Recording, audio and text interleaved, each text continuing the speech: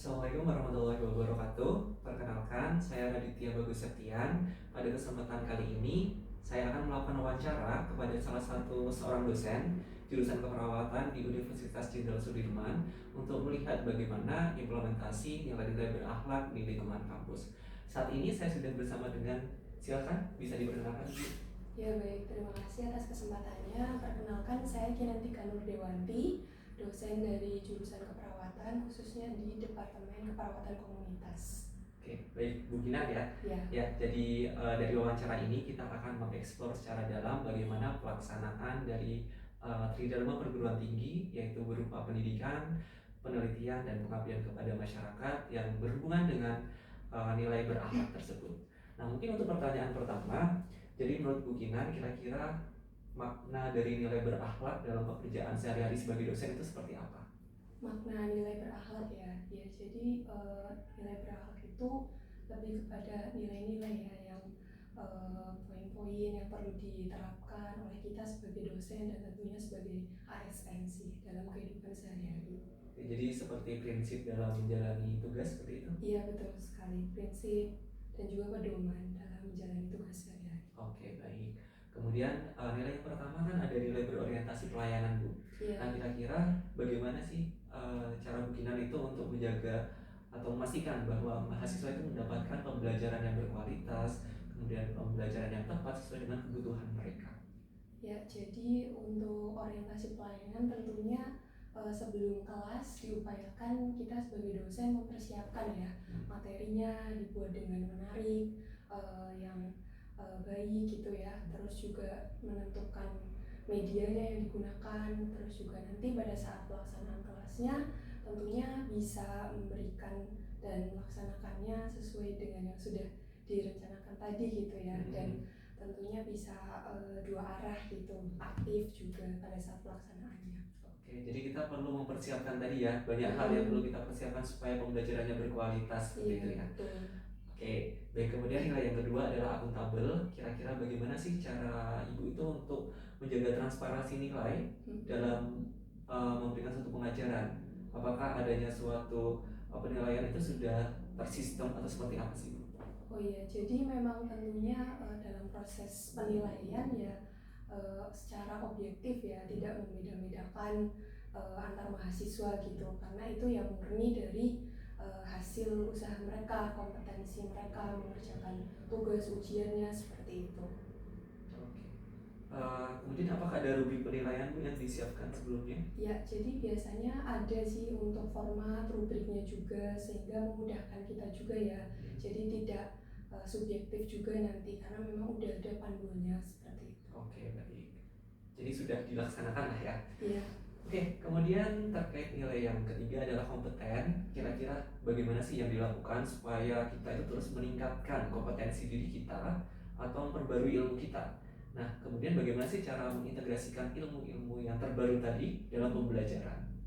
Oke, jadi upaya untuk tetap bisa meningkatkan ilmu ya dengan cara aktif belajar sih ya, tentunya karena kita sebagai dosen adalah profesi yang belajar sepanjang hayat ya. Jadi setiap hari juga kita belajar sebelum bertemu dengan mahasiswa juga. Jadi ya kita berusaha untuk belajar sih, bisa dari Google, maksudnya dari internet, dari buku, kemudian mengikuti kegiatan yang dilaksanakan oleh jurusan ataupun universitas. Oke, baik.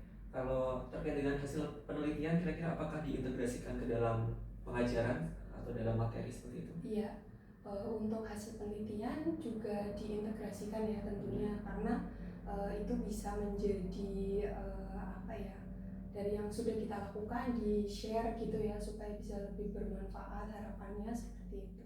Oke, baik. Jadi sudah dilakukan ya, Bu, Iya. terkait dengan nilai kompeten tadi itu. Kemudian terkait dengan nilai harmonis. Nah, kira-kira bagaimana sih cara menjaga hubungan kerja itu supaya tetap harmonis, baik itu sesama dosen, kemudian kepada mahasiswa ataupun ke tenaga kependidikan? Untuk nilai harmonis ya, jadi kalau untuk nilai harmonis sih tentunya kita sesama dosen kolega itu saling menjaga silaturahmi ya, terus tetap bertegur sapa, senyum, salam seperti itu. Kalau ke mahasiswa kira-kira Kalau apakah ke sama? mahasiswa juga sama sih kayak ya, kita sama-sama ya ibaratnya, kita saling menghormati Hmm. seperti itu hubungan antara dosen dan mahasiswa juga seperti itu. Oke, baik. Lalu terkait dengan nilai loyal ya Bu, Mhm. kira-kira bagaimana sih terkait dengan komitmen Ibu itu dalam institusi atau dalam melakukan peraturan yang ada nih di institusi itu seperti apa? Nilai loyal, kalau untuk loyal sendiri, ya saya berusaha untuk tentunya mengikuti peraturan yang ada ya, dengan cara datang tepat waktu, kemudian melakukan absensi ya setiap harinya, seperti itu sih Mas. Jadi sudah dilakukan ya Bu terkait dengan melakukan apa ya peraturan yang sudah ditetapkan kayak gitu? Iya, sudah dilakukan. Oke, kemudian terkait dengan nilai adaptif Bu, kira-kira di dalam dunia pendidikan itu kan mesti ada perubahan kurikulum, perubahan atau ada perkembangan teknologi. Nah, kira-kira bagaimana sih yang dilakukan apabila ada perubahan-perubahan tersebut?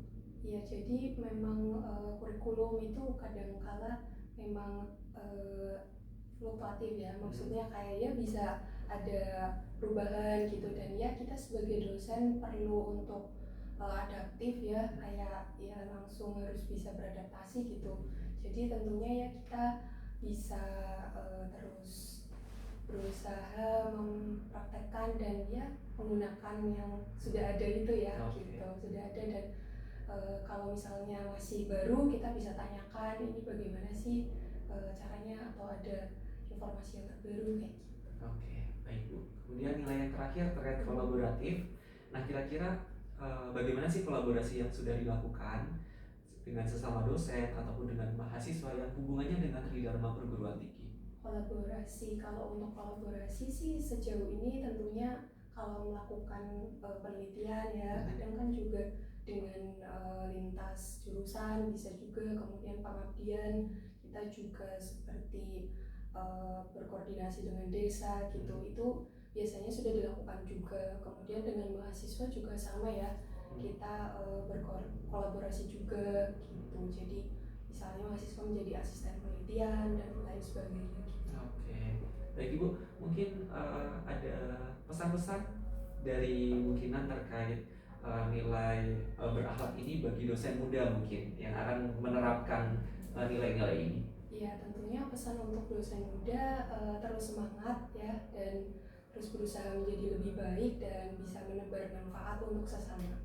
Oke, baik. Terima kasih Bu Kinan atas waktunya. Semoga praktik bagian yang telah disampaikan tadi menjadi inspirasi bagi kita untuk melakukan tadi kegiatan yang sesuai dengan nilai berakhlak tadi ya. Oke, demikian wawancara ini. Terima kasih atas kesempatannya Bu Kinan. Wassalamualaikum warahmatullahi wabarakatuh. Waalaikumsalam.